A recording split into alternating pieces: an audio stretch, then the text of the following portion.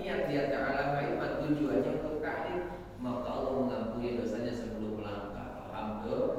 Berangkat lagi di dalam perjalanannya, man salaka tariqan yaltamisu fihi ilman salallahu tariqan ila jannah. Berangkat ke masjid menuntut ilmu, berangkat ke majelis taklim dalam rangka menuntut ilmu, maka kita seperti sedang meniti jalan menuju surganya, mempermudah jalan kita menuju surga. Jadi istimewa. Belum duduknya, maka duduknya di majelis taklim jangankan yang melek, yang ngantuk pun insya Allah apa? Nyenyak. Insya Allah pahalanya gitu. Makanya insya Allah niatkan saja sambil i'tikaf. Kalaupun 12 namanya juga i'tikaf kan diam sambil berzikir. Namanya tadi ketika kita waktunya sebentar, padahal maghrib adalah waktu yang paling singkat. Tapi ketika dipakai ibadah, mohon maaf, mungkin ada orang yang olahraganya fitness, ngangkat barbel 2 kilo, wah. Giliran habis maghrib, habis sholat dikasih tasbih, kasih tasbih subhanallah. Jadi itulah kenapa? Karena bernilai ibadah. Maka ibadah itu banyak sekali tantangan, tapi berbahagia ketika kita sudah bisa melewati tantangannya. Para jamaah yang dimuliakan Allah Subhanahu wa taala, dan ini menjadi penyemangat. Yakin seyakin-yakinnya ketika kita tahu makna hadis tadi, sudah mendengar, memahami, tinggal kita mengamalkan supaya hidup kita insyaallah dengan ilmu kita menjadi terbimbing terarah. Mudah-mudahan semua yang kita lakukan mendapatkan balasan dan tentunya mendapatkan ilmu yang bermanfaat. Amin. Para jamaah yang dimuliakan Allah, pada kesempatan malam hari ini saya ingin menjelaskan salah satu keterangan di mana sebelumnya akan saya cerita dulu. Bapak pernah nggak ketika masuk ke dalam masjid sholat berjamaah baik di musola atau di masjid?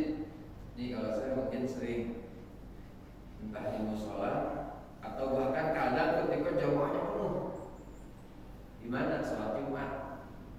Di sholat Jumat begitu datang sholat Jumat, bapak-bapak, ada anak-anak, kadang-kadang ada bapak-bapak bawa anak, bapaknya bawa anak kecil. Sholat saya ke masjid, terus duduk karena nunggu khatibnya juga belum datang, belum waktunya di pangkuannya sampai usap-usap kan tidur. Itu wajar gak? Wajar, karena anak kecil sambil diusap-usap. Bapak yang gak diusap-usap saja. Kadang-kadang masuk ke dalam masjid udah maju, udah rapi, tiba-tiba bilang, kok di sini nggak ada khutbahnya sih? Tiba-tiba langsung komat, nggak ada khutbahnya. Bukan nggak ada khutbahnya. Begitu datang langsung pelot, nempel, molor kasarnya.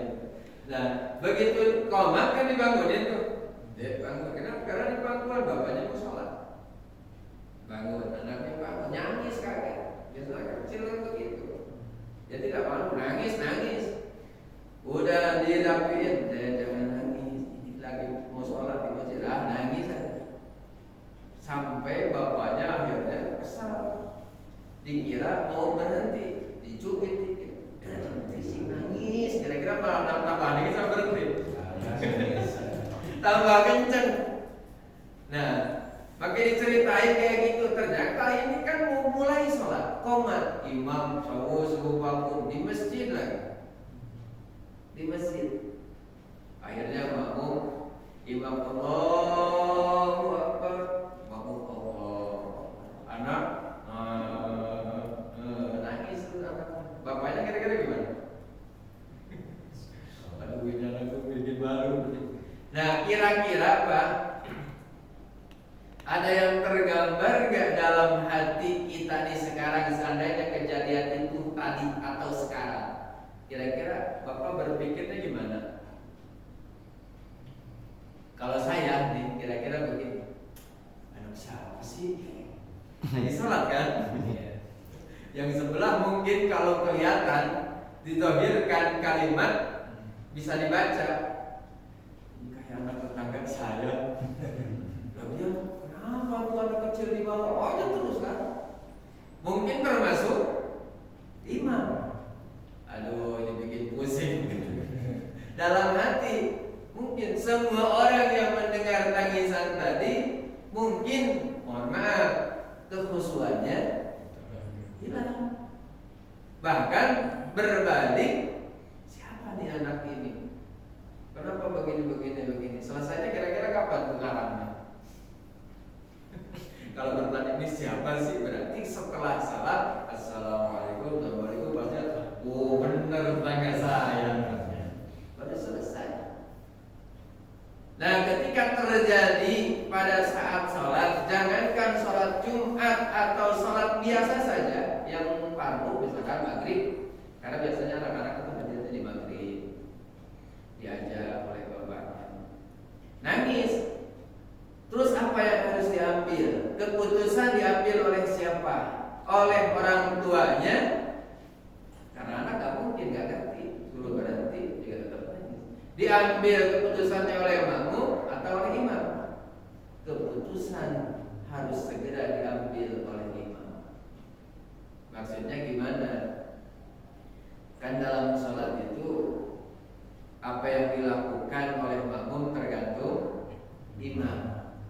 Maka ketika imam bisa saja menjadikan durasi sholatnya panjang atau pendek. Yang menjadi pembeda durasi dalam sholat itu kira-kira di mana, Pak? Di imam. Di surat, betul. Karena pada saat Allahu Akbar terus baca doa iftitah kan sama saja. Baca Al-Fatihah masih tetap sama jumlah ayatnya. Nah, setelah baca surat Al-Fatihah, waladhdallin amin, nah disitulah biasanya yang menentukan durasi daripada sholat itu menjadi pembeda. Kalau sholatnya biasanya pendek, ya alhamdulillah. Nah, ketika pada saat tertentu bisa jadi yang tadinya mau panjang, ketika ada suara anak nangis yang bukan menambah khusyuk tapi menambah, akhirnya ya hilanglah kekhusyuannya. Banyak yang jadi pengarang. Terus ngarangannya selesai nanti salah. Maka imam udah ngambil keputusan, fal yuhaffif kata Nabi, maka segera ambil keputusan dengan membaca surat yang lebih pendek. Boleh agak panjang, dibagi dua, boleh? Boleh. Mana contohnya? Salah satu sunnahnya ketika sholat Jumat itu kata Nabi baca surat Sabihis, Al-A'la, Sabihis Marubikal A'la, kan agak panjang karena anaknya nangis, bagi dua, boleh? Boleh. Sabihis setengahnya di rakaat pertama, setengahnya lagi ke akhir di rakaat kedua. Wah itu terlalu panjang, cari yang pendek, bagi dua, puluh, gak usah puluh. Puluh masih dibagi dua. Kependekan. Nah, ini memangnya pernah terjadi ketika di zaman Nabi, pernah. Justru yang ngalaminnya Nabi itu sendiri, Pak. Jadi yang ngalaminnya bukan sahabat tapi Nabi. Maka Nabi di sini menjadi apa? Istilahnya kalau di zaman Nabi, sebab-sebab turunnya hadis, datangnya hadis. Ada asbabun nuzul, ada asbabul urud. Asbabun nuzul mah sebab-sebab turunnya ayat. Kalau asbabul urud mah sebab-sebab turunnya atau datangnya hadis, keluarnya hadis dari Nabi. Baik hadis itu berupa ucapan, tingkah laku Nabi atau ketetapan. Mana? Nah ini berarti kelakuan Nabi yang dilakukan oleh Nabi sekaligus ditetapkan. Kapan? Ketika Rasulullah Shallallahu Alaihi Wasallam berniat, uridu an utawwila fi sholat. Kata Nabi, aku memiliki keinginan memperpanjang sholat. Jadi Nabi punya cita-cita nih, sholat ini mah pengen panjang nih bacaannya. Tapi begitu punya tujuan panjang dalam sholat, Fa asma'u buka as-sabiyi, kata Nabi. Aku mendengar tangisan bayi. Maka Nabi langsung merubah keinginannya yang tadinya pengen bacaannya lebih panjang, langsung dipendekkan, disingkat. Kenapa? Kasihan kepada ibunya. Kebetulan waktu itu mungkin ya namanya anak kecil kan rindu sama ibunya, atau ada ibunya yang di sini, kasihan juga pada jamaah yang dimuliakan Allah. Jadi keputusan itu harus diambil oleh imam. Ya. Bahkan kalau kita jadi imam boleh panjang, boleh, silakan saja. Ketika kita menjadi imam boleh-boleh saja dengan bacaan yang panjang. Tetapi mestinya ketika kita jadi imam ini, mohon maaf, bisa saja kan kita itu kalau tidak jadi imam di mushola, tidak jadi imam di masjid, paling tidak kita jadi imam di rumah. Siapa makmumnya? Ya, keluarga kita. Tetap kebijakan itu sama. Apalagi misalkan di mushola, di masjid, mau bacaan panjang, tapi begitu sawu suku vakum, tengok kiri kanan, oh ada aki-aki, ada yang sudah utur, sudah lansia, ada yang sudah tidak kuat lama berdirinya, maka harus diambil keputusan jangan terlalu panjang, kasihan. Kecuali yang memang ya seperti misalkan di pondok pesantren tahfiz. Tapi kan panjang-panjang, gurunya baca ayat panjang, anaknya juga sambil ngikutin. Seperti bapak ngikutin misalkan surat Al-Fatihah sudah selesai, setelah amin kan biasanya Al-Dhalin amin, makmumnya ikut, tidak ikut tapi baca Fatihah dulu. Baca Fatihah sudah selesai, makmumnya masih baca sampai belum selesai. Mungkin kita sambil dengarkan kan? Sambil mendengarkan kata kita juga sedikit hafal, maka alhamdulillah begitu sampai subuh Ibrahim wa Musa tidak terasa panjang. Beda halnya ketika kita tidak hafal, tidak mampu mengikutinya. Ini kapan selesainya? Kapan selesainya? Nah kalau anak-anak tahfiz bisa sampai ya setengah juz atau satu surat panjang, kenapa? Tidak terasa lama karena memang mengikuti si imam. Itu seperti itu. Para jamaah yang dimuliakan Allah, bahkan pernah terjadi di dalam hadis Rasulullah Sallallahu Alaihi Wasallam, pernah terjadi an Jabir bin Abdullah radhiyallahu anhu, dari Jabir bin Abdullah radhiyallahu anhu, anna Muadz bin Jabalin, bahwasannya sahabat Muadz bin Jabal kana yusalli ma'an Nabi sallallahu alaihi wasallam, dulu pernah sholat bersama Nabi, artinya bermakmum kepada Nabi. Jadi sholat Muadz itu bukan orang yang dekat dengan Nabi, tapi belajar ilmu agama bersama Nabi, termasuk melaksanakan sholat bersama berjamaah bersama Nabi. Kalau zaman sekarang mungkin disebut santri kalong, ya santri kalong. Jadi kalong saja nyantri.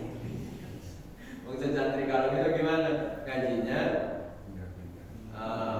pulang pergi, ngajinya pulang pergi, kadang ngaji terus pulang, tidurnya di rumah. Jadi tidak tidur di pesantren, tidak mungkin di pesantren. Nah termasuk zaman Nabi Muadz bin Jabal begitu, berguru kepada Nabi, sholat berjamaah Isya bersama Nabi. Beres sholat gimana? Beres sholat summa yarji'u fa yaqummu qaumahu. Setelah melaksanakan sholat, kemudian summa yarji'u, Muadz pulang. Fa yaqummu, maka selanjutnya dia menjadi imam, mengimami qaumahu kepada kaumnya. Jadi pulang ke kampungnya, beres sholat Isya, pulang ke kampungnya, di kampungnya ditungguin. Karena salah satu warga dari kampung yang berguru langsung kepada Nabi, ilmunya langsung dari Nabi, maka warga kampung bersyukur kepada Allah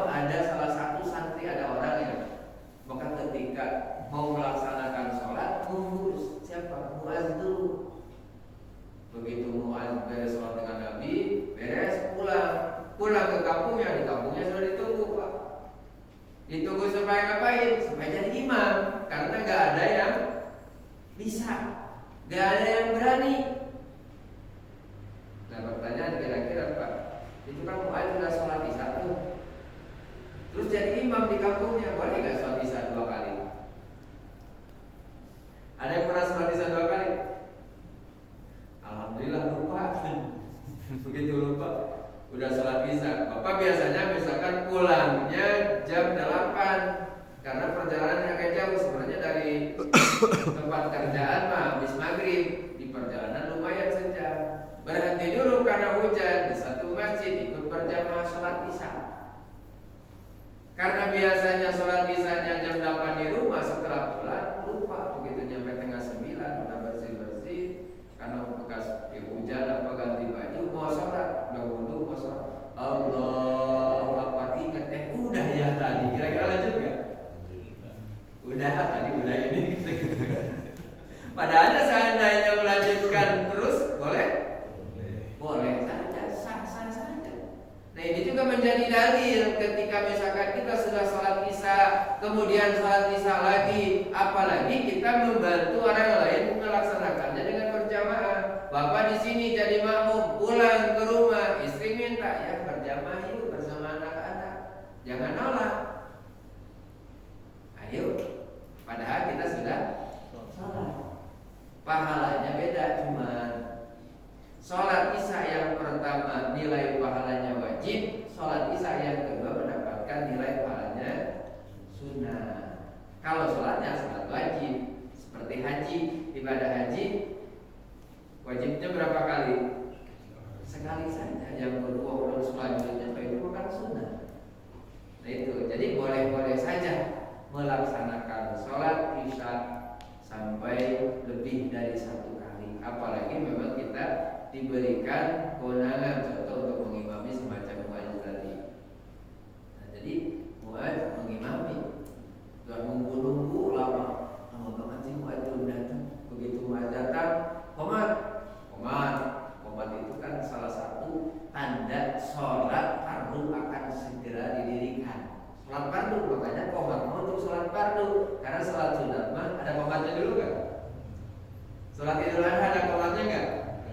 Idul Fitri nggak ada komatnya, karena komat itu untuk sholat fardu. Bukan hanya ketika berjamaah, kita sunnah komat dulu sebelum melaksanakan sholat, walaupun sholatnya munfarid sendiri. Biasanya Bapak kalau sholat di rumah komat dulu nggak mau sholat? Ya nggak apa-apa, cuman lebih baik komat dulu, walaupun ya artinya lebih baik di sini sir juga. Sholatnya jam 1 komat dulu di rumah. Allah ini orang apa sholat apa ya? Biasa aja Allah berkat sholatnya juga sir. Nah balik lagi. Nah Mu'adz menjadi imam dalam sholat. Kebetulan kan Mu'adz santri.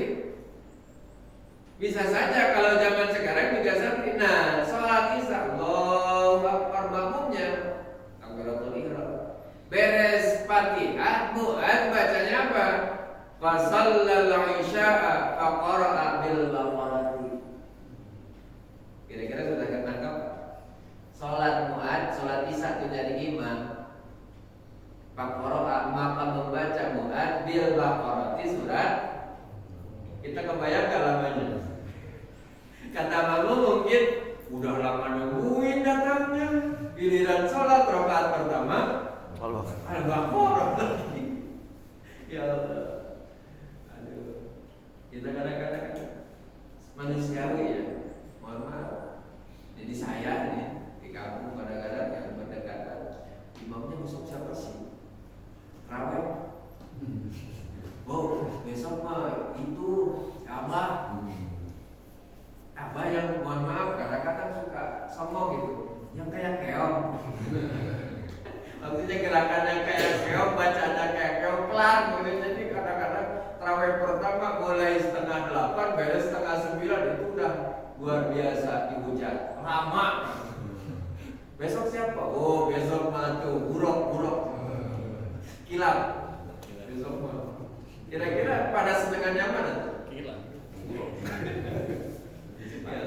Kan seperti itu. Nah, makanya Mu'ad pernah mencontohkan beres waladhdallin amin bismillahirrahmanirrahim kira-kira alif lam mim dzalikal kitabu la raiba fihi hudan lil muttaqin.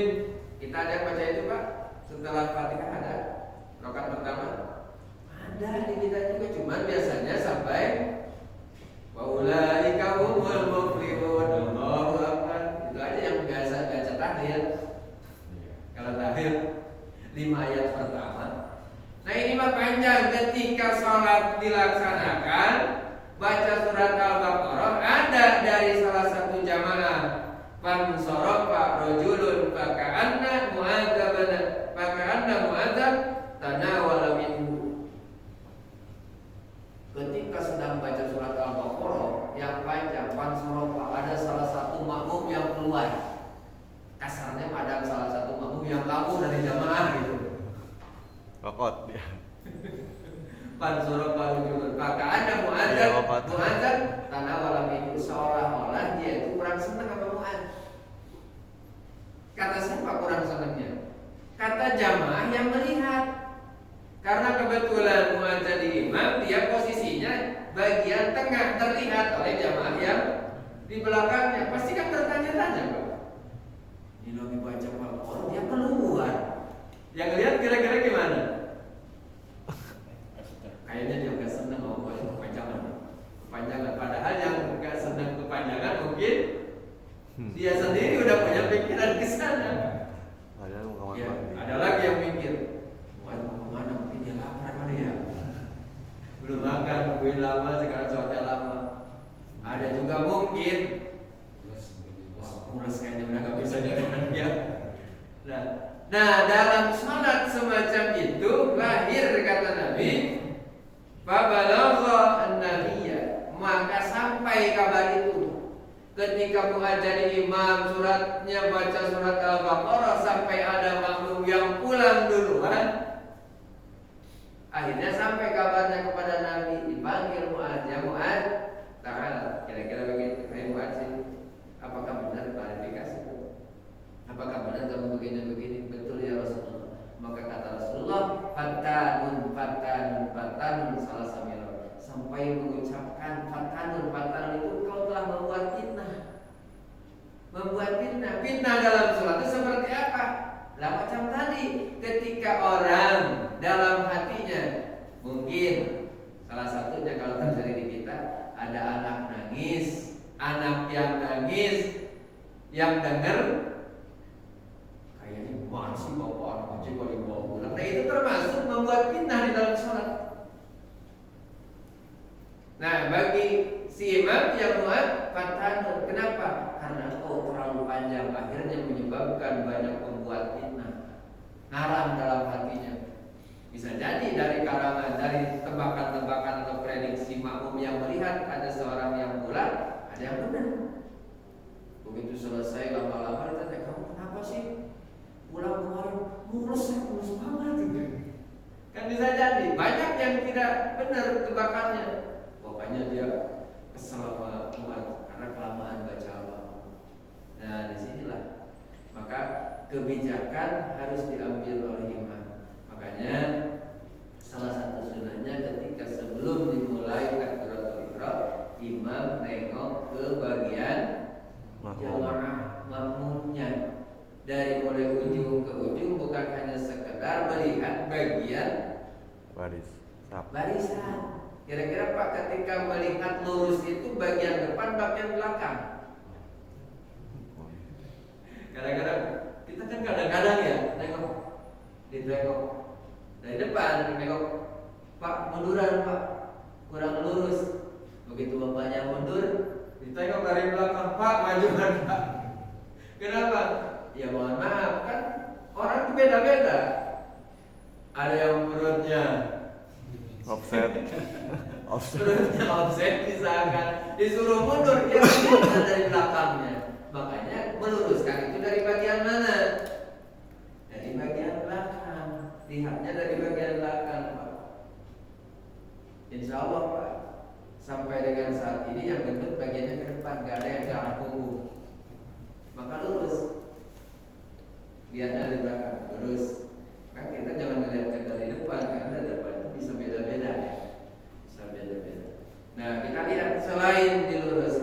juga lihat jamaah. Oh iya, Bapak ini mungkin kita tahu ada kekurangannya.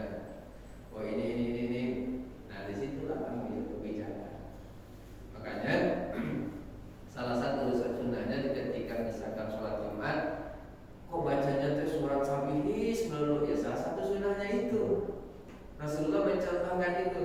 Kenapa itu? Itu termasuk surat yang sedang, tidak terlalu panjang, tidak terlalu pendek, tapi boleh kita juga mengambil satu kebijakan ketika itu dinilai terlalu panjang dengan surat yang lebih pendek. Apalagi seperti tadi, mungkin ada anak yang menangis atau ada dari makmum yang memberatkan kepada makmum. Nah, sampai itu kepada Nabi. Fabala Nabi SAW, faqala fatan, engkau telah membuat fitnah. Akhirnya kata Nabi, fa inna fihi mudha'ifa. Kenapa engkau harus mempersingkat, mempercepat sholatmu ketika berjamaah? Fa inna fihi mudha'ifa, karena pada mereka itu ada yang dhaif. Dhaif itu mungkin kurang sehat, lemah, ya. Wal kabir, ada mungkin lansia. Wazal hajati, ada yang mungkin punya kebutuhan. Apalagi misalkan sholatnya di area pabrik. Kira-kira kalau yang menjadi karyawan, Pak, sholatnya khutbahnya atau sholat Jumatnya pengen lama, pengen sebentar. Kenapa? Supaya keburu makan, ngopi, yang merokok bisa merokok dulu. Udah lama, jam 12:30, masuk jam 1. 12:30 masih khutbah. Belum sholatnya lagi panjang. Ya Allah, nah ini jangan sampai seperti itu. Maka disunahkan kata Nabi, antara khutbah dengan sholat, ya syukur-syukur sama durasi waktunya. Kalau sholatnya 5 menit, paling tidak khutbahnya ya mungkin 10 menit lah, kalau tidak bisa 5 menit. Makanya biasanya kalau di daerah-daerah kampung hanya menggunakan bahasa Arab saja. Bahasa Arab, kalau bahasa Arab, udah bahasa Arabnya dibacanya juga itu terus. Udah hafal, singkat, 5 menit udah selesai. 2 kali khutbah. Tinggal sholatnya, anggaplah misalkan 7 menit, udah selesai 10 menit udah selesai. Kadang-kadang di satu lembaga khutbahnya lama, sholatnya lama, pulang sholat, akhirnya gimana? Menggerutu, lama banget. Nah, jangan sampai seperti itu. Itu sesuatu yang dilarang. Makanya Nabi menganjurkan untuk mempersingkat, mempercepat sholatnya. Dalam artian bukan hanya bukan gerakan-gerakan yang disingkat, bukan. Tetap dalam sholat kan kita harus memperhatikan, apalagi pada tempat-tempat tertentu seperti tempat yang memang sudah ada tumaninahnya. Ingat, tempat yang ada tumaninahnya ada berapa tempat, Pak, dalam sholat? 4 ya. 1 ruku, 2 i'tidal, 3 sujud, terakhir duduk antara 2 sujud. Itu harus ada tumaninahnya. Makanya kalaupun cepat tetap harus ada tumaninahnya. Tumaninah tenang, sukunun ba'da harakatin bihi, artinya berhenti sejenak, tenang sejenak setelah melakukan gerakan setelahnya. Gerakan setelahnya itu kalau kita Allahu Akbar maka tenang, minimal 1 kali bacaan doanya, tasbihnya, subhana rabbiyal azimi wa bihamdihi. Minimalnya di qadri subhanallah, subhanallah. Itu sudah minimal, itu sudah kena. Tapi dalam kondisi diam, Allahu Akbar, udah diam nih, subhanallah, kita subhanallah, diam udah diam. Jadi kadang-kadang begitu, kayak mantul itu belum diam, Wabihamdihi udah berdiri lagi. Nah, kayak ayam matokin umpannya, makanannya jangan seperti itu. Jadi kita hadirkan karena menurut mazhab Syafi'i atau mazhab yang lain tetap harus menghadirkan yang namanya tumanina. Terlebih-lebih mazhab Syafi'i rukun salat ada 17 yang diantaranya adalah tumanina di 4. Pada jemaah yang dimuliakan Allah, makanya ketika kita melaksanakan salat, selain melaksanakan kewajiban kita sebagai hamba Allah kepada Allah, bentuk perwujudan ketaatan kita kepada Allah dalam sholat juga harus memperhatikan hubungan kita sosial, dalam sosial. Mana dalam sosial? Kita sedang sholat, hablum minallah, kita berhubungan dengan Allah, tetapi hablum minallah juga karena kita sedang membawa jemaah, apalagi jadi imam. Harus dilihat jamaahnya. Makanya dalam satu keterangan biasanya Assalamualaikum warahmatullahi wabarakatuh, baca salam, ada yang imamnya nengok ke sebelah kanan, ada yang langsung balik kanan. Nah, yang balik kanan kadang-kadang, mohon maaf, tidak salah. Tidak salah. Mau nengok ke kanan silahkan, mau balik kanan silahkan. Tapi yang balik kanan sama, niatnya apa? Niatnya melihat. Balik kanan, balik kanan. Jadi jangan menunduk. Kalau Rasulullah kan nunduk. Balik ke kanan itu sambil melihat. Keabsen oleh Rasulullah. Ini siapa yang gak ada? Begitu habis sholat kelihatan, oh nggak ada. Makanya zaman Rasulullah tempat duduknya, tempat berdiri sholatnya sudah patuh, istiqomah. Yang di pojok itu siapa? Yang di pojok itu siapa? Misalkan, oh di pojok. Begitu nggak ada, kelihatan langsung. Seolah-olah sudah ada. Ini mah jatah saya di sini. Oh, udah ada lapaknya kan gitu. Udah ada lapaknya. Udah ada masing-masing lapaknya. Jadi Rasulullah memang sudah hafal dari ujung kanan ke ujung kiri, termasuk bagian saf yang selanjutnya udah hafal. Dari ujung kiri dilihat. Nah itu mana pemilik lapaknya? Nah, pemilik lapaknya nanti ditanya beres sholat. Khawatir ketika nengok ternyata ada posisinya jadi masbuk. Misalkan kan bisa jadi masbuk karena ketika mau takbiratul ihram pertama nggak ada di situ. Lapaknya nggak ada yang nempatin Pak kalau dulu. Ya udah tempatin.